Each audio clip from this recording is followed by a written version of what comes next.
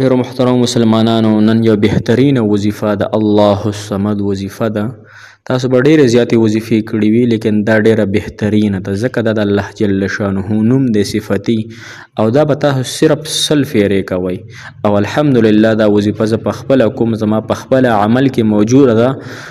او که زما تاسو ته پته ولګېده چې تنخواه څومره ده، ګزاره په څومره روپو کېږي، راضي څومره، نو تاسو به حق حیران شئ چې یاره دا څه وجه ده.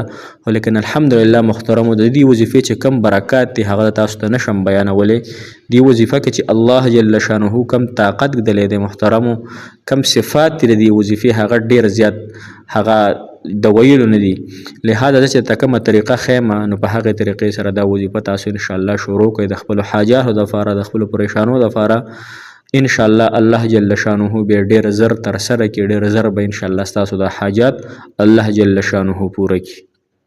السلام علیکم ورحمة الله وبرکاته. ډېر معزز و محترم قابل قدر مسلمانان رونو خویندو او هغه مسافر او کم مسافر چې بهر وطنونو کې ژوند کوي، کو سعودي کې دي او که امریکا کې دي، کو هر ځای کې دي، الله جل شانه دې دغې مسافرو ته اوږده زندګي د صحت او عافیت والا ورکړي. کو دغه مسافر ستاسو د کورونو دی او که ستاسو د کورونو دي، الله جل شانه دې ورته اوږده زندګي ورکړي. محترمو، نن چې زموږ کومه وظیفه ده د الله الصمد وظیفه ده. دا به تاسو شروع کړئ انشاءالله د خپلو بیماریانو دپاره، د خپلو حاجاتو دپاره، د خپلو قرضونو دپاره، د خپلو هر قسم چې څومره حاجات دي هغې ټولو دپاره دا وظیفه تاسو انشاءالله العزیز په دغې طریقې سره وکړئ. کومه طریقه چې راته انشاءالله زه ښایم. طریقه هم اسانه ده او وظیفه هم بهترینه ده، مجربه ده، طاقتوره ده.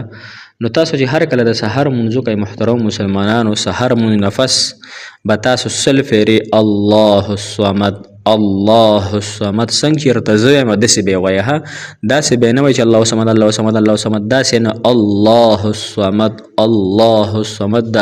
دا لفظ به د زړه نه روباسئ، د زړه نه چې زړه ورسره ستاسو په زړه کې عشق د الله تعالی سره پیدا شي. دا به سحر مونځ نفس سل پیرې ووایئ.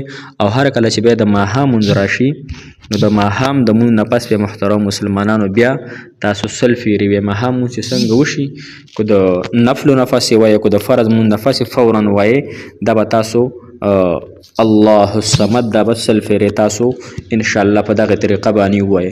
انشاءالله دا وظیفه تاسو یو څو ورځې وکئ. یقینا زما 15,000 د جومات تنخواه ده، 5,500 د مدرسې ده. تاسو به اوس څه وایئ چې دا ستاسو زندګي څنګه تیریږي؟ الحمدلله چې څومره راضي که نه د هغې نه زیاتې لګي، چې څومره راضي د هغې نه زیاتې لګي، دومره برکت دی په پیسو کې، په زندګۍ کې، په صحت کې. الحمدلله چې هغه ته زه نشم بیانولی. نو انشاءالله تاسو هم د خپلو کاروبارونو دپاره، د خپلو پریشانو دپاره دا وظیفه انشاءالله شروع کړئ. انشاءالله الله تعالی به حامی او ناصر مددګار شي. موږ ته هم دعاګانې کوي، موږ تاسو ته کوو. موږ الحمدلله مدرسه کې روزانه ستاسو دپاره سورت یاسین، سورت رحمان، سورت مزمل یا داسې نور څوک وظایف یاد کړي چې موږ له ختم وکړئ په طالبانو د له هغه کوو. الله تعالی دې په خپل دربار کې دغه وظیفې هم قبولې کړي. ستاسو دپاره یې کوو بغیر څه لالچه، بغیر تاسو نه څه غواړو، بلکې ستاسو دا محبت چې زموږ دا ویډیوګانې په شوق محبت سره ګورئ، دغه مینه اخلاص دغه زموږ دپاره کافي دي.